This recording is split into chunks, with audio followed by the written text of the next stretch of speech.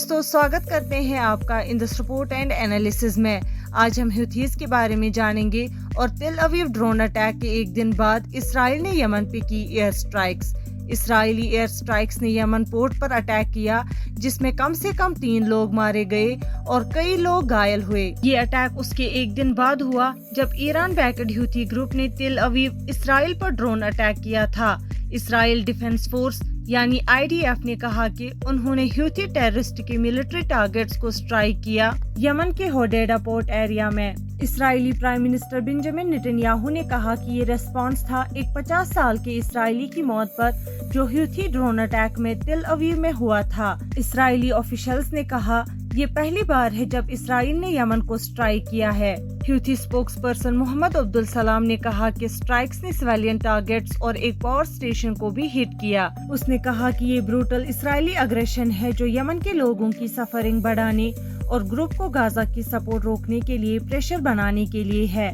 Houthi army spokesperson Yahya Saree ने strike का जवाब देने का वादा किया और बोला कि हुथीज इसराइल के वाइटल टारगेट्स को स्ट्राइक करने में हेजिटेट नहीं करेंगे और वार्निंग दी कि तेल अवीव जो एक मेजर सिटी है जहां कई डिप्लोमेटिक मिशंस है अभी भी सेफ नहीं है। सारी ने कहा हमने इस एनिमी के साथ एक लंबी वार के लिए प्रिपेयर किया है जब तक अग्रेशन बंद नहीं होता और फलस्तीन लोगों पर ब्लॉकेड नहीं उठाया जाता।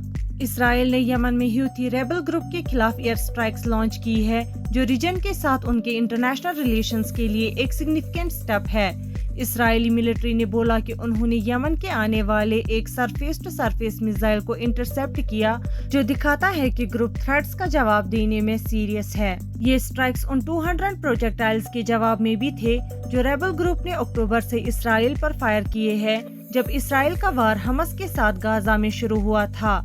हुथीज ने ड्रोन्स और मिसाइल्स के साथ रेगुलरली इसराइल को टारगेट किया है जिनमें से ज्यादातर इसराइल के डिफेंसेस या उसके एलाइज ने इंटरसेप्ट कर लिया है। लेकिन हुथीज का कहना है कि उनका तेल अवीव में फ्राइडे को ड्रोन अटैक जिसमें 10 लोग इंजर्ड हुए एक नए ड्रोन से किया गया जो एनिमी के इंटरसेप्शन सिस्टम्स को बाईपास कर सकता है।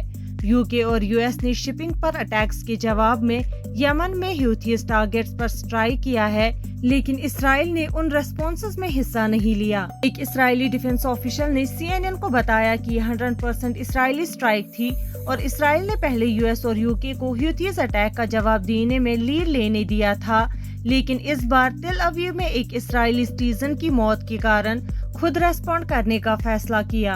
एक व्हाइट हाउस ऑफिशियल ने कहा कि US प्रेसिडेंट जो बाइडेन को मिडिल ईस्ट के डेवलपमेंट्स के बारे में ब्रीफ किया गया है और white house national security council के स्पोक्स पर्सन ने कहा कि US ने एयर स्ट्राइक्स पर इसराइल के साथ कोऑर्डिनेट नहीं किया लेकिन इसराइल के सेल्फ डिफेंस के हक को पूरी तरह से रिकॉग्नाइज किया। दोस्तों, अब आपके मन में एक सवाल होगा कि हुथीज कौन है?